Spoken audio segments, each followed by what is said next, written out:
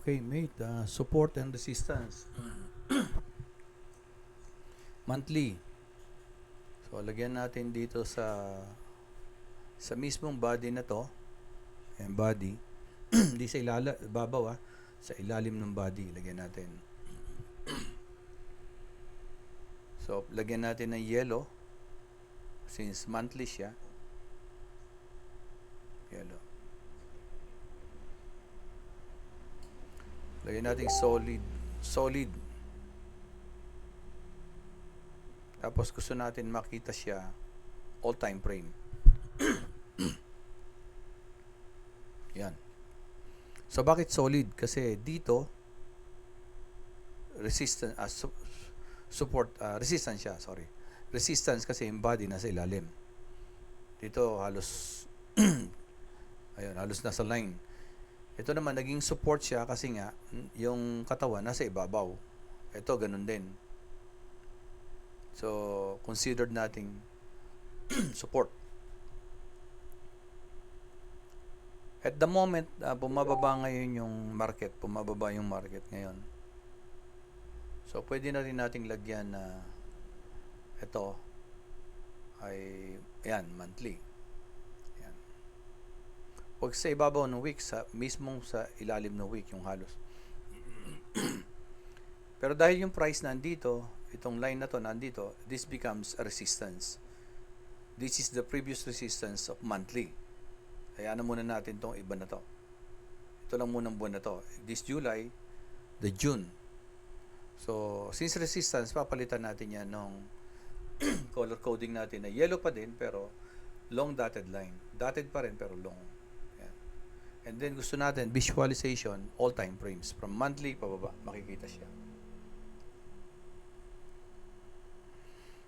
Kailangan makita natin yan. Even sa 1 minute, kailangan makita natin yan.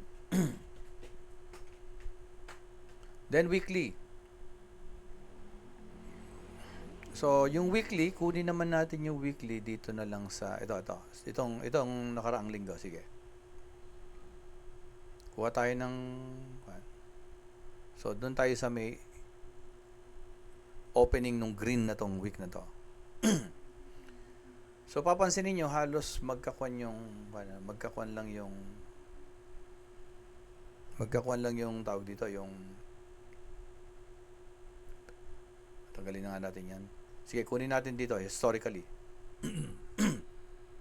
Dito. Yan, dyan. So, since weekly, yan, gawin nating blue. Yan, cornflower blue.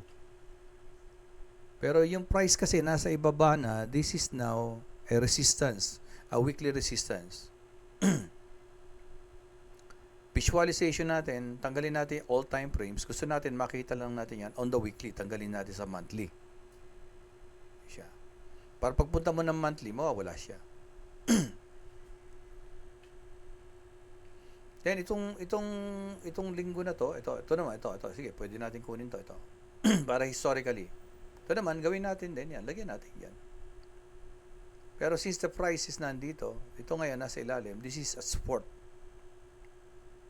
Kaya lang mapapansin nyo, ang layo. Kaya parang hindi siya masyadong relevant. Ito yung price. Ito siya, layo. Monthly pa. Bago makarating dito, babasagin niya muna yung monthly. Monthly, malakas yan. Pero nilagay na rin natin for the sake of So, gusto natin visualization, monthly, weekly lang. Ayan, okay na pala. Then daily. Ito sana pwedeng lagyan to, ito, tsaka ito. Kaso yung price pababa So, hindi siya ganun ka-relevant para sa akin, pababa yan. Pero pwede nating lagyan yan. This is weekly pa rin to. Pwede nating lagyan yan.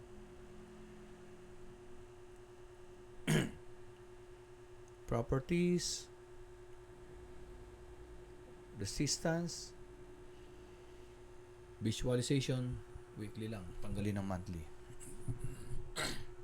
So, parang yung area na to is a resistance area. Ito kasi resistance line lang ito. Then, punta tayo ng daily.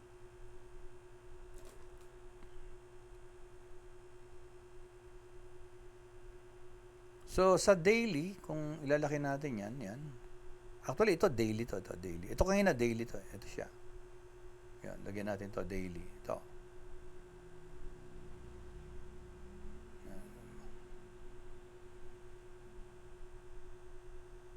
Properties. Pero wag na nating lagyan kasi nabago na yung setup eh. Ito na ngayon yung setup. Panibagong setup. So, ito yung isang daily. Yan, daily. Daily is red. So, sa ngayon, nasa ilalim siya ng price. So, support siya. Solid line and red line.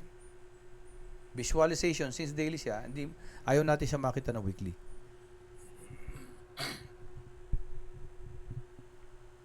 Ito kanina, since ito, medyo relevant pa to, lagyan natin to. So, daily to, lagyan natin to, daily. Eh, yung price sa ilalim, this now daily becomes, resistance. Resistance, dotted line, long dotted line.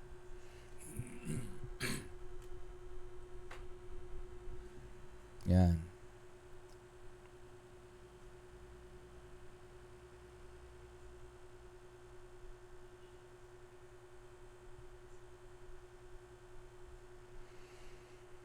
Four hours.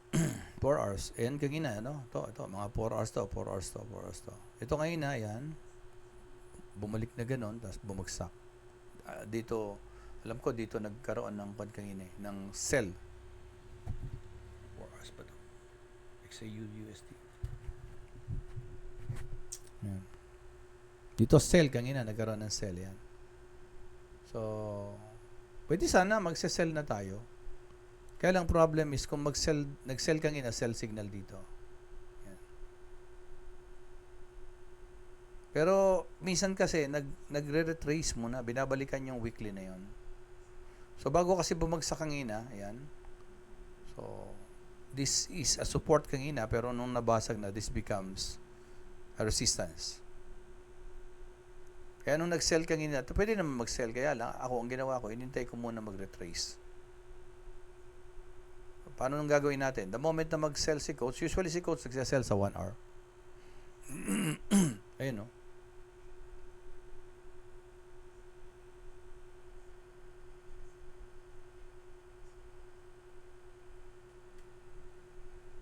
Properties, show period separator. So, kanina, umaga, ito yung first hour of the day, tumaas, i-reject ng seller, then nasundan ng bearish engulfing, diba? Bearish engulfing. So ayun. So dito nag-sell na si coach kanina dito, sell si coach. Pwede naman na yan. So sell yan, stop loss dito, TP dito, yan, somewhere here, yan. Hit yan. Pero minsan kasi yung signal bumabalik. Kaya ako, ang ginagawa ko, nagiging practice ko. Kung malaki yung capital natin, walang problema dahil let's say, malaki capital natin, buy dito, sell dito pala, sell, sabi niya, bumalik dito. So that is 37. O kaya kahit sabihin mo dito pa nag-sell, dito sell. Dito. That is 60. Let's say kung may 100 ka, dito pa lang yung stop loss mo. Pero ang ginawa ko kasi, dito, antay ako ng konti. Ayun o, diba? May retracement. Nag-retrace. Ayun o, nag-buy dito, nag-retrace ng konti. Weekly. Hindi nakaayos yung weekly. Ayan, ayos natin konti. Kaya parang mataas. Ayun. 4 hours. Ayun, 1 hour. Ayun na.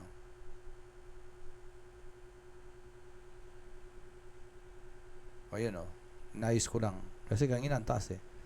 So, sell, bumalik. So, since nasa 15 minutes, baba ka ng ayun.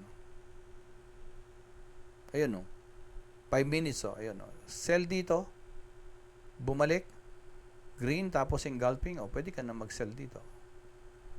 Kasi sell na si coach yan eh. Sell na si coach dito kanina pa eh. Hinintay ko lang na, kasi nagre-retest. Kung minsan yung retest niya malalim, mataas pala. So ito, kinonfirm ko lang, talagang babalikan. So pwede na akong pumasok dito. So meron pa rin akong profit, ayun pa rin. Kasi minsan dito, pag pumasok ka dito, dumiretso, bumalik. Diretso, ako. Ito kasi, nag-sniper entry ako sa lower time frame. Kasi confirm naman na by sell si coach eh. Tapos ito, nasa support become resistance. So, nadagdagan yung reason ko kung ba't ako kailangan mag-sell. Ayun, sell. Ito kanina, this is red solid line. Pero as you can see, the price goes down this line now becomes a resistance. Since red, daily siya. This blue is weekly. So, binutas na niya. So, let's say nag-sell dito ulit. O nag-close dito yung, tingnan natin kung nag-close. Let us say lang,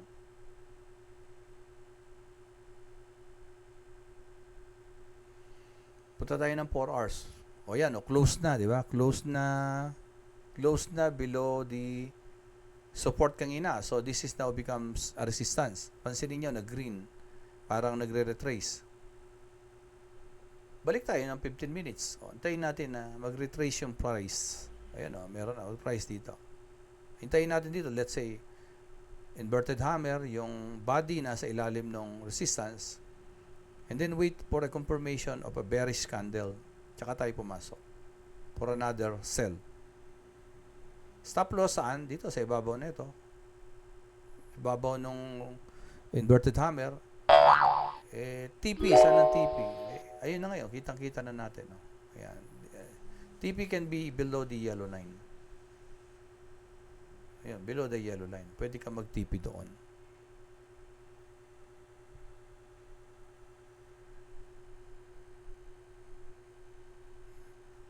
Ngayon, if you want to put another support and resistance sa intraday or 1 hour, which is green, di ba? Green yung ginamit natin. For example, to.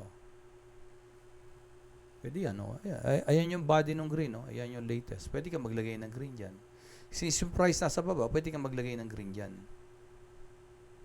Yan. Sa opening nung red na yan. So, baguhin mo lang, properties. Yan, line. Then, ang ginawa ko sa lower time frame, small dotted line na lang. Yan. Bakit small dotted line? Kasi nga, yung price sa baba, this is now becomes an intraday resistance, either 1 hour or 4 hours. So, ang visualization ko niyan is, tanggalin ko yung daily. Gusto ko lang makita siya pagka hourly. Yan. So, ito, hindi mo nalalagyan. Kahit sabihin natin na ito ay hourly. Halos ayan na yung daily. Ito, pwede mong lagyan. Pwedeng lagyan. Ito, pwedeng lagyan to. Pwedeng lagyan to. Ito, ng green. Yan. Pwede natin lagyan ng green yan. So, since this is a support, you could put a solid line. But red compared to green, mas strong ang red. Di ba? Strong yung red na yan. Pag nabutas yan, malamang butasin niya to until the yellow line. Kasi parang ang aabutin niya ito. Ito kasing impulse na to, rally na yan, nang umpisa dito. Dito pa pala. Ito pa pala. Baka abutin pa niya yung area na yan dito. Umpisa rito, nag-retrace, diretso. Pero dito talaga umpisa. Dito nagkaroon ng maraming buying zone.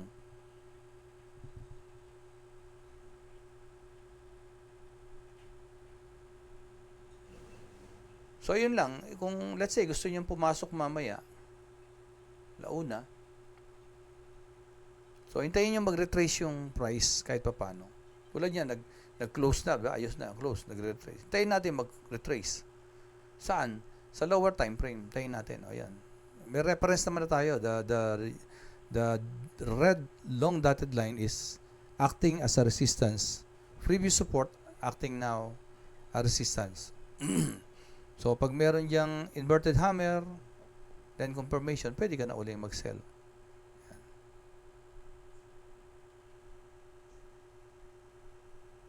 Pwede ka na uling mag-sell dyan. You put your support and resistance color-coded para pag nagbibigay ako ng ng idea sa group chat natin, makakasunod kayo. O tulad ng sabi ko kanina, approaching yung price ng weekly support. Ito support kanina to kasi nga nandito pa yung price sa taas. Pero nung binutas na, this now becomes previous support, now resistance. Then approaching yung daily support kanina. Oh, this is yellow, this is solid red support line kanina na solid kasi nga nasa ibabaw yung price. Pero ngayon nag-close sa ilalim. So this become now a daily resistance along dotted line. There's another resistance, to hourly. So solid kasi nasa ilalim yung line, nasa ibabaw yung price. Ganun lang naman. Pag binutas yung weekly, malamang kayang butasin yung 1 hour at saka daily kasi malakas itong binutas niya eh. So, may tendency na butasin niya talaga yan. At the same time, ito nga, dito nag-umpisa to. Close niya yan. So, ilan yan halos? From here, it is so, let's say, pumasok ka dito. This is 200. O kung lalagpas pa yan, this is 390 pips. So, ganun siya kalaki. Okay? Thank you.